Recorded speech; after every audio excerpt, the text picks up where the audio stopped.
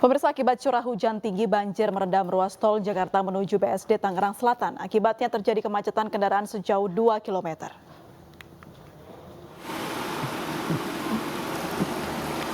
Banjir akibatkan ruas tol Jakarta menuju Serpong kilometer 8 tak bisa dilewati kendaraan. Sejumlah kendaraan bahkan ada yang terjebak banjir dengan ketinggian 90 cm. Ya, ruas tol Jakarta Serpong ini kerap dilanda banjir saat turun hujan akibat buruknya sistem drainase. Rekayasa lalu lintas pun dilakukan untuk mengurai kemacetan.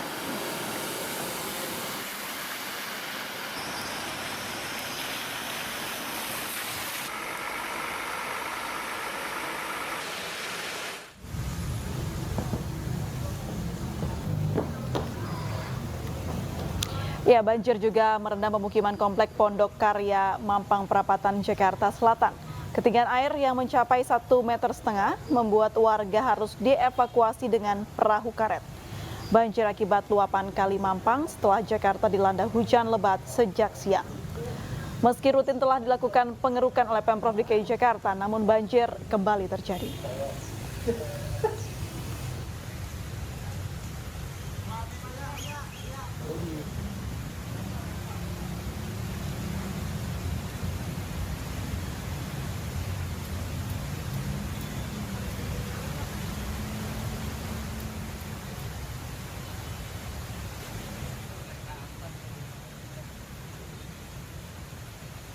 Kampung Rambutan, Ciracas, Jakarta Timur, banjir setinggi 70 cm merendam jalanan permukiman warga.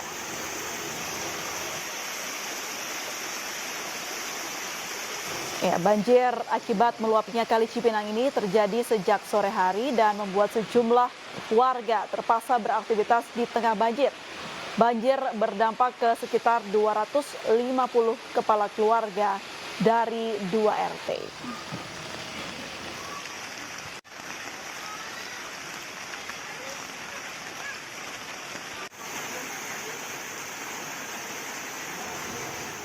Pemirsa, ratusan buruh tenaga bongkar muat Pelabuhan Bungku Toko Kendari, Sulawesi Tenggara mengamuk di kantor Syah Bandar Kendari, Sulawesi Tenggara. Seorang buruh bahkan nyaris membakar meja yang ada di depan pintu masuk kantor pelabuhan.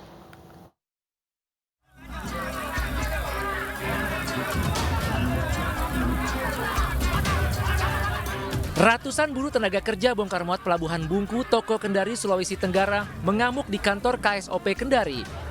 Mereka kecewa dengan kantor Syah Bandar Kendari yang tak satu pun masuk bekerja, padahal hari ini merupakan hari kerja.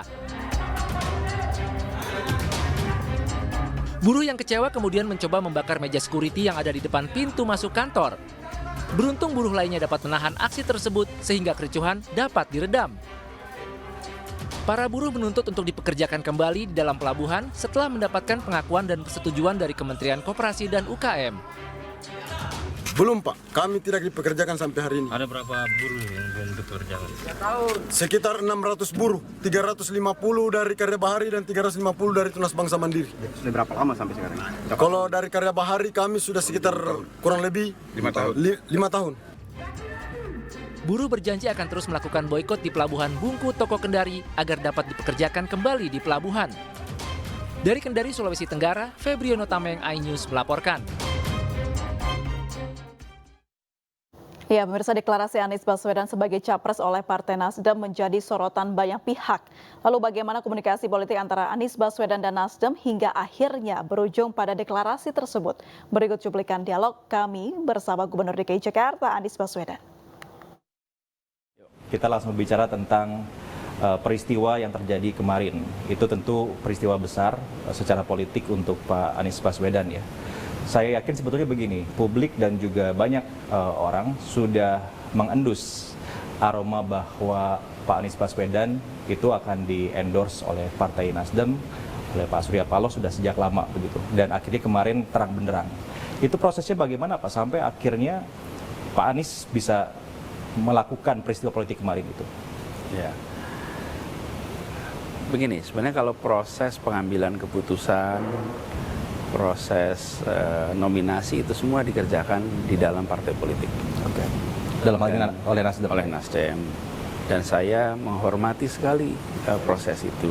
Saya sampaikan pada bulan Juni kemarin, pada saat Partai Nasdem menominasikan, pada waktu itu mereka menyampaikan, saya sampaikan terima kasih, ini sebuah kehormatan, dan mereka sangat fair menyampaikan bahwa Pak Anies, kami akan menominasikan, tapi bukan kami akan memilih Anda.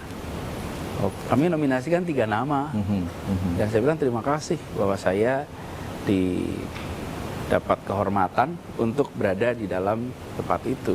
Nah sekarang Pak, salah satu yang juga publik tanyakan ya, sebetulnya kemarin adalah sebuah peristiwa politik yang sangat cantik sebenarnya buat Pak Anies ya.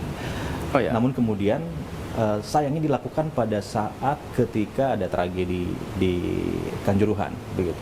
Apa Pak pertimbangan Pak Anies dan juga Nasdem tetap melaksanakan pelantikan itu di hari itu? Ya, sebenarnya kalau lihat ya suasana di sana juga suasana yang dimulai dengan mendoakan, mengeningkan cipta. Kita semua merasa berduka dengan apa yang terjadi di sana. Terjadinya sebuah peristiwa kita jadikan sebagai pelajaran, kita sampaikan rasa bela sungkawa, kemudian kita mendoakan, dan tanggung jawab masing-masing dilaksanakan. Jadi peristiwa kemarin itu sebuah peristiwa rutin saja yang diselenggarakan oleh siapapun juga bisa, dan kita sesederhana mungkin. Saya sebenarnya lebih tepat sebagai yang diundang daripada penyelenggara, karena penyelenggaranya adalah Partai Nasdem, dan Pak Surya Paloh itu memulai dengan mendoakan pada mereka. Ya, pemirsa, informasi tadi sekaligus menutup jumpa kita di iNews Prime. Saya Aprilia Putri pamit, terima kasih, sampai jumpa.